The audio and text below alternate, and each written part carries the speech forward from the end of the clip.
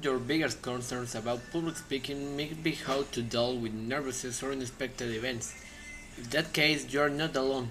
Fear of speaking in public consistently ranks as the top of list people's common fears. Some people are not joking when they say they would rather die than stand up and speak in front of a live audience. The fear of public speaking ranks right up with the fear of flying, death, and spiders. Even if you are one of the fortunate few who don't typically get nervous when speaking in public, it is important to recognize things that can go wrong and be mentally prepared for them. On occasion, everyone misplaces speaking notes, has technical difficulties with a presentation aid, or get distracted by an audience member. Speaking confidently involves knowing how to deal with this and another unexpected events while speaking.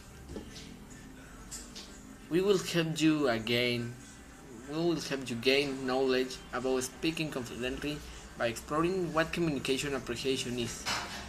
According to James McCloskey, communication appreciation is the broad term that refers to an individual fear or anxiety associated with either real or anticipated communication with another person or persons.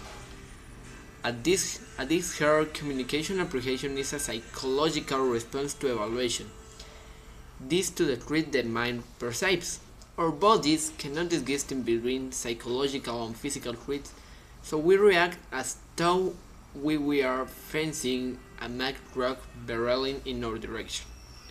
The body's circulatory and adrenal system shifting to overdrive, preparing us to function at maximum physical efficiency, the fright or fight.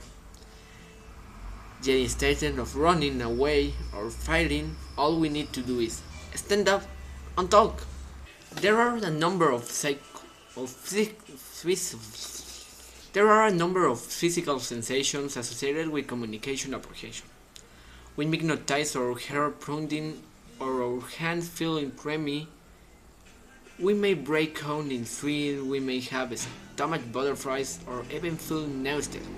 Our hands and legs may start to shake or we may begin to pace nervous.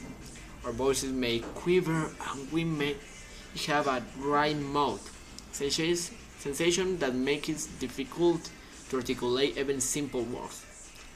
Breathing becomes more rapid and in extreme cases we may feel dizzy or lightheaded. Anxiety about communicating is profoundly discouraging because we feel powerless to control our bodies. Furthermore, we may become so anxious that we fear we will forget our name, much less remember the main points of the speech we are about to deliver. The psychological changes produced in the body at critical moments are designed to contribute to the efficient use of muscles and expand available energy. Circulation and breathing become more rapid so that additional oxygen can reach the muscles. Increased circulation causes us to sweat adrenaline rushes through our body, instructing the body to speed up its movements. If, if we stay immobile behind a lectern, this hormonal urge to speed up may produce shaking and trembling. Additional digestive processes are inhibited, so we will not lapse into the relaxed, sleepy state that is typical after eating. I have said that experiencing some form of anxiety is a normal part of the communication process. Most people are anxious about being evaluated by any audience, including many people assume that their nervousness is an experience unique to them.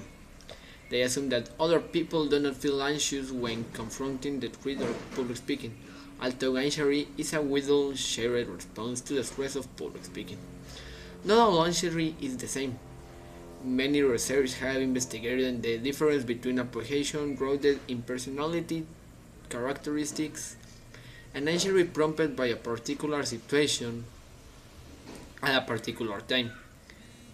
McCloskey always there are four types of communication apprehension: anxiety related to trade, context, audience, and situation.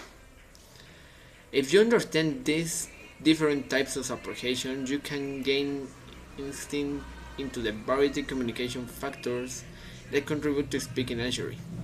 Read anxiety. Some people are just more disposed to communication apprehension than others. As Witt, Brown, Roberts, Weisel, Seymour, and Bank explained, Cray anxiety measures how people generally feel across situations and time periods. Context anxiety refers to anxiety prompted by a specific communication context. Some of the major context factors that can heighten this form of anxiety are formality, uncertainty, and novelty. Formality. Some individuals can be perfectly composed when talking at a meeting or in a small group.